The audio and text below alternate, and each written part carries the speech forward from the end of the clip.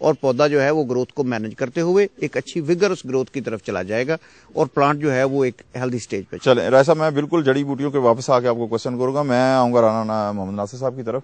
राना साहब, मुझे एक चीज बताइएगा कि जिस तरह यहाँ गुफ्तगू हुई कि एक बड़ी क्रिटिकल स्टेज है गंदम की फसल के लिए इस वक्त, तो प्राइवेट सेक्टर के आने से पहले क्या यहाँ हमारे ये इलाका जो है, यहाँ काश्तकारों को ये अवेयरनेस थी कि ये सारी चीजें जो है किस वक्त गंदम को पानी देना चाहिए? और सम टाइम ऐसा होता है कि अगर नहीं भी दिया तो चलो ठीक है, लेकिन जिस तरह राय साहब ने कहा, मिर्जा साहब ने कहा कि ये बड़ी एक क्रिटिकल स्टेज है, अगर ना दिया जाए तो नुकसान हो जाएगा। क्या ये सारी अवेयरनेस थी हमारे काश्तकारों को यहाँ? सर, इसके बारे में मैं सबसे पहले ये बात मैं बताना चाहूँगा कि जनाब आज तक करीबन 2 साल पहले सर हम तकरीबन अपनी मर्जी से हम ये जिम्मेदार करते थे। टेक्निकलिटी बिल्कुल हम नहीं जानते। तकरीबन वो मोटी मोटी बातें थी कि ऐसे करना है, ये मतलब 1 माह बाद पानी लाना है, लगाना है। तो तकरीबन 2 साल से सर हमारा ये जो टारगेट कंपनी है इससे सर राब्ता है। हमारे सर हमसाया राना हम साहब, वो सर हमें इसके बारे में बताते हैं कि जनाब अब ये फलां स्टेज है, फलां दवाई इस्तेमाल करो तो या फलां स्प्रे इस्तेमाल करो। तो इससे सर तकरीबन 2 साल से हमारा इस कंपनी से राब्ता है।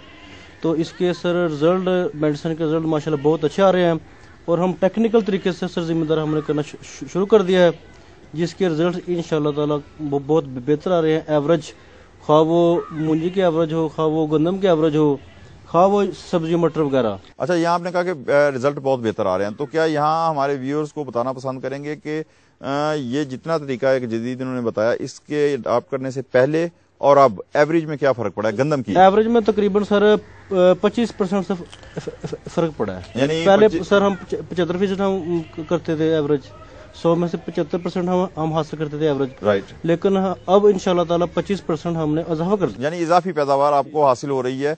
अच्छा, यहाँ पे थोड़ा सा मुझे ब्रीफ कीजिएगा कि यहाँ इस इलाके में गंदम की फी एकड़ पैदावार के हिसाब से क्या एवरेज तकरीबन? सर हमारे इलाके में गंदम की फी एकड़ तकरीबन जो अच्छी एवरेज है ना, तकरीबन वो सर 40-45 या 50 मन है। 40-45 यानी 40 से 50 मन ये है। जो एवरेज है वो सर तकरीबन 30-35 है, लेकिन 50 मन फी एकड़ तक पैदावार चली जाती है। 50 मन तक फी एकड़ है। जो मुंजी है उसमें सर वो फी एकड़ 60 मन तक भी जाती है।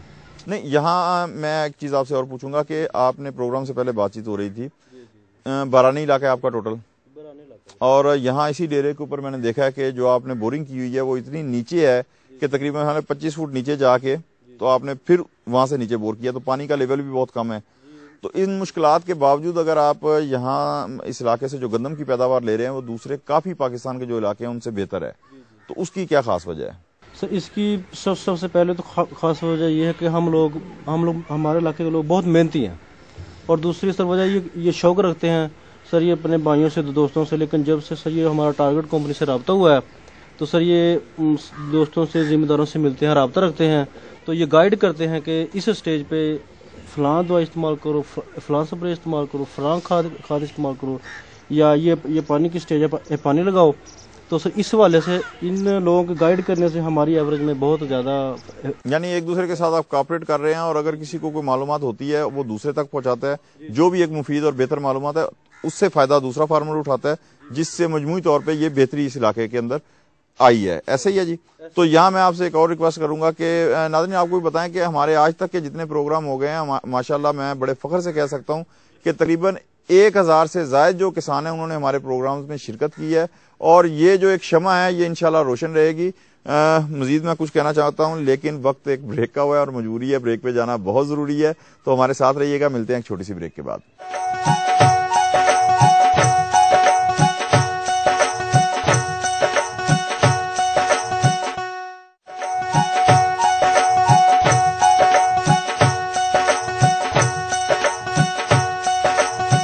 वेलकम बैक नाज़रीन, प्रोग्राम तन्हा नहीं किसान में एक मरतबा फिर खुश आमदेद। नाज़रीन, जैसा कि आप हमारे प्रोग्राम के फॉर्मेट को जानते हैं कि इस सेशन के अंदर हम अपने ऑडियंस में जो हमारे काश्तकार भाई बैठे हुए हैं उनसे सवालात लेते हैं, उनकी मुश्किलात मालूम करते हैं और कोशिश करते हैं कि हमारे पैनल के ऊपर जो हमारे गेस्ट हैं वो उन मुश्किलात का, उन सवालात का जवाब दे सकें। तो थोड़ी सा इंतजार करें, मैं क्वेश्चन करना चाह रहा हूं क्योंकि जो रह गया था पहले सेशन में, उसके बाद हम अपने ऑडियंस की तरफ चले जाएंगे। अच्छा राय साहब, मैं पहले सेशन में चूंकि ब्रेक का टाइम हो गया था तो एक क्वेश्चन जो था वो रह गया था कि जड़ी बूटियों के हवाले से, जड़ी बूटियां अगर मौजूद रहती हैं تو اس کا مقصد یہ ہوا کہ اگر کھاد ڈال رہا ہے جتنی بھی کوئی بھی لوازمات استعمال کر رہا ہے تو وہ اپنی فصل کے ساتھ ساتھ 42% جڑی بوٹیوں کو بھی پرورش کر رہا ہے. ایسی بات ہے. تو ایک تو یہ چیز مجھے بتائیے گا. سیکنڈلی ان کے خاتمے کے لیے پھر فارمر ہمارا کیا کرے؟ دیکھیں جی، جیسے پہلے ہم نے اس کا تذکرہ کیا ہے کہ جڑی بوٹیاں جو ہیں وہ پیداوار کا بہت زیادہ حصہ جو ہے وہ ختم کر دیتی ہیں.